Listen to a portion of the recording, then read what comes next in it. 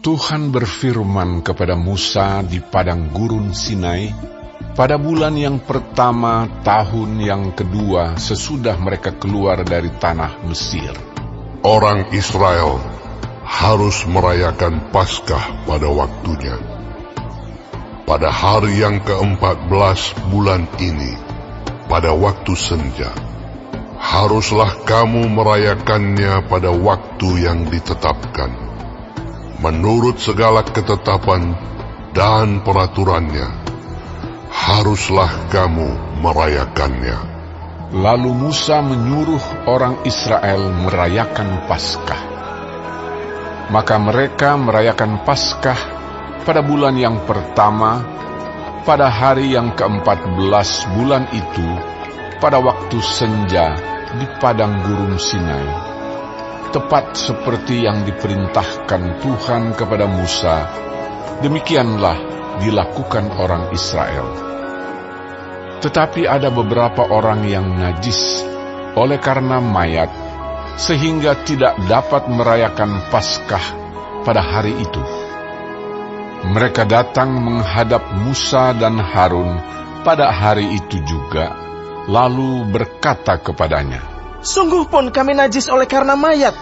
Dengan dasar apakah kami dicegah mempersembahkan persembahan bagi Tuhan di tengah-tengah orang Israel pada waktu yang ditetapkan?" Lalu jawab Musa kepada mereka, "Tunggulah dahulu. Aku hendak mendengar apa yang akan diperintahkan Tuhan mengenai kamu." Lalu berfirmanlah Tuhan kepada Musa, Katakanlah kepada orang Israel, apabila salah seorang di antara kamu atau keturunanmu najis oleh karena mayat, atau berada dalam perjalanan jauh, maka ia harus juga merayakan Paskah bagi Tuhan. Pada bulan yang kedua, pada hari yang ke-14, pada waktu senja, haruslah orang-orang itu merayakannya, beserta roti yang tidak beragi, dan sayur pahit haruslah mereka memakannya. Janganlah mereka meninggalkan sebagian daripadanya sampai pagi, dan satu tulang pun tidak boleh dipatahkan mereka.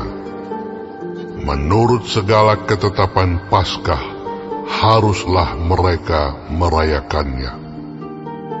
Sebaliknya, orang yang tidak najis dan tidak dalam perjalanan, tetapi lalai merayakan Paskah, orang itu harus dilenyapkan dari antara orang-orang sebangsanya. Sebab ia tidak mempersembahkan persembahan yang kepada Tuhan pada waktunya. Orang itu akan menanggung akibat dosanya. Apabila seorang asing yang telah menetap padamu hendak merayakan Paskah bagi Tuhan, maka haruslah ia merayakannya menurut segala ketetapan dan peraturan Paskah. Satu ketetapan harus berlaku bagi kamu, baik bagi orang asing maupun bagi orang Israel asli. Pada hari didirikan kemah suci, maka awan itu menutupi kemah suci, kemah hukum Allah. Dan pada waktu malam sampai pagi, awan itu ada di atas kemah suci, kelihatan seperti api. Demikianlah selalu terjadi. Awan itu menutupi kemah, dan pada waktu malam kelihatan seperti api. Dan setiap kali awan itu naik dari atas kemah, maka orang Israel pun berangkatlah, dan di tempat awan itu diam, di sanalah orang Israel berkemah. Atas titah Tuhan orang Israel berangkat, dan atas titah Tuhan juga mereka berkemah. Selama awan itu diam di atas kemah suci, mereka tetap berkemah. Apabila awan itu lama tinggal di atas kemah suci, maka orang Israel memelihara kewajibannya kepada Tuhan, dan tidaklah mereka berangkat. Ada kalanya awan itu hanya tinggal beberapa hari di atas kemah suci, maka atas titah Tuhan mereka berkemah, dan atas titah Tuhan juga mereka berangkat. Ada kalanya awan itu tinggal dari petang sampai pagi. Ketika awan itu naik pada waktu pagi, mereka pun berangkatlah, baik pada waktu siang, baik pada waktu malam. Apabila awan itu naik, mereka pun berangkatlah.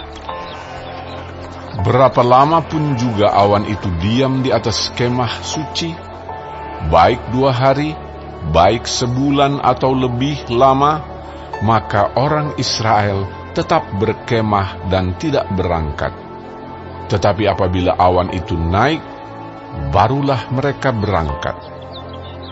Atas titah Tuhan mereka berkemah, dan atas titah Tuhan juga mereka berangkat.